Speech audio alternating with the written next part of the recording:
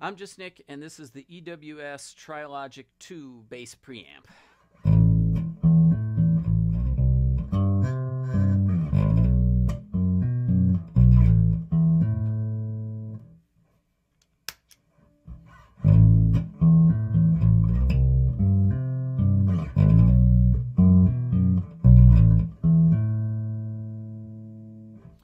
So right off the bat, as you can see, there's not a huge tonal or timbre difference when I switch in this preamp as compared to the sound running straight into the amp with the preamp off. And this is as it should be. This preamp is not about emulating some particular type of bass rig or radically altering the tone of your instrument.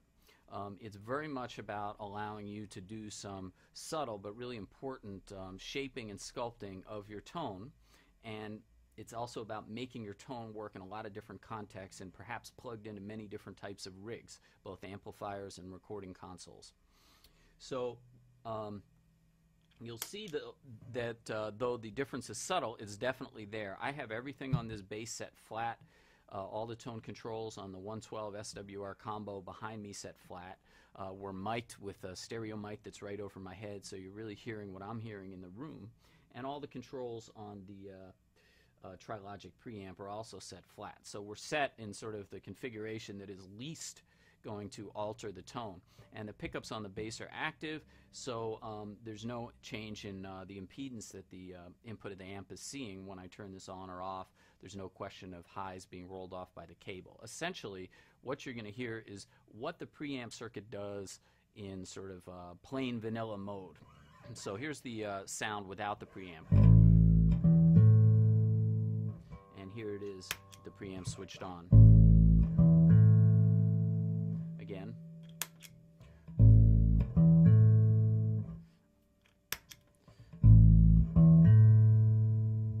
Okay, it really doesn't color your signal much. I hear a little bit more clarity even with the controls set as they are, and maybe a little bit more of a kind of dynamic response. But basically it's doing what we want it to do, which is leave your signal alone. And now you can move from this sort of flat setting on all the tone controls and the gain and volume controls and begin to sculpt from there. So the controls that we have available to us are, of course, volume and gain.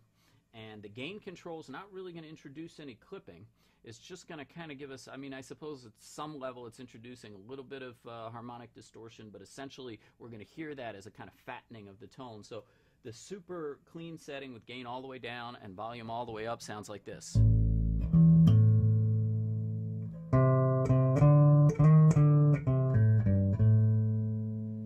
And if we then bring the gain way up and the volume down to compensate, so we maintain the same overall volume, we get a fatter, slightly softer around the edges tone, really pleasing, not a distorted tone, not a fuzzy tone,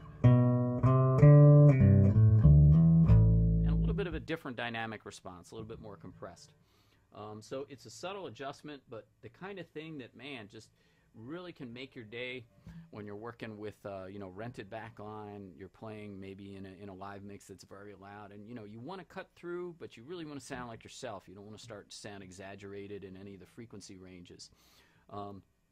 Likewise, the tone controls on this pedal are really nicely voiced, and there's a fair amount of range to them, but you know, not so much that you're going to be dialing in sounds that are really harsh or really muddy. So the highs control, you know, we can use it to really roll off the top and give ourselves a nice dark thud,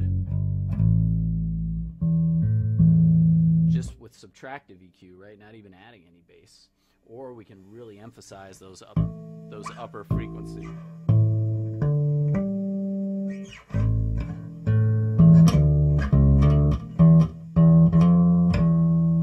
So that gets pretty bright, but even at the extreme, you know, it's nothing horrendous. We're getting the string noise, we're getting a little bit of hiss.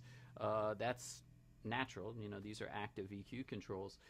But you know, you really couldn't dial in a bad, horrible, you know, ear-splitting sound with this thing if you tried. Bass control, likewise. Even at the extreme, fully rolled off,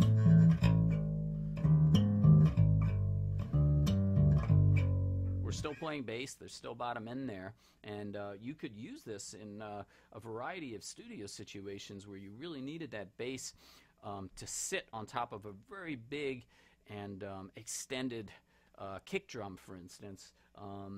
So you really just wanted to roll off, all the really low stuff from your bass, but you still want that line to punch through and still carry those frequencies just above the kick.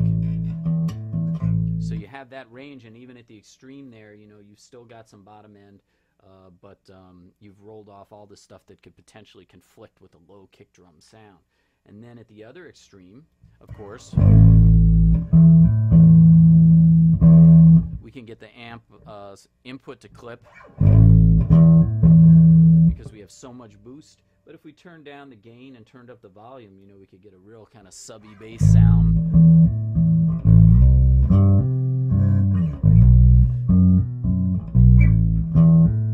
And we're really boosting the low frequencies, but not in a comic book sort of way, and not in the way that really starts to fall apart on us. It all stays pretty defined. The real money is always in a mid-range control, right? If you voice the mid-range controls on bass rig correctly, it enables you to do all sorts of great things. You voice them incorrectly, it enables you to dial in a lot of really unpleasant, either kind of nasal and boxy sounds, or some real muddy ones. And unless that's what you're going for, and there's a time and a place for those things, you don't want that. Well, thankfully, the Tri Logic has a really nicely voiced mid-range control that also has a low and high range switch on the side. So if we boost the mid-range all the way up with the switch set to low,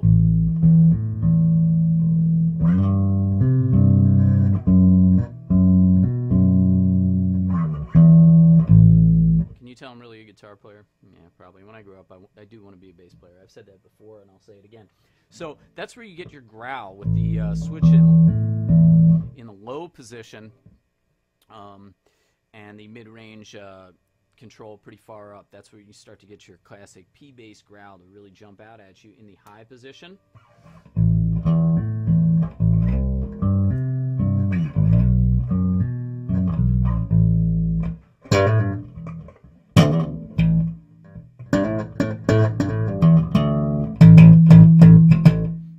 Clipped, sorry, getting kind of loud. That's where you get your Rickenbacker type sounds and your slapping and popping that's going to pop right out of the speakers at you. But again, none of these ranges are kind of excessive or comic booky. It's pretty hard to dial in a bad sound. That's one reason I think this pedal would be particularly awesome if you're somebody who plays out a lot and often in settings where you're using supplied rigs and you're not really sure what you're going to get. You have a lot of control here, but you really can't go wrong. If you got to dial something in real quick, even if you don't get it exactly where you want it, it's going to sound good. Finally, you have a switch on the side here that allows you to adjust the input for passive or active pickups. I have it on active because these pickups are active. And I think that a particularly useful aspect of this pedal, because it has the passive-active switch, and because it has fairly neutral, tonality to it, or color. It doesn't add a lot of color. Is that if you use more than one bass in a live situation, and you really kind of need to match your output levels and not have too radically a different sound. I mean, you want the basses to sound like they sound. That's why you're using two different ones, but you want it to work with the rig without a whole lot of adjustment on the amp.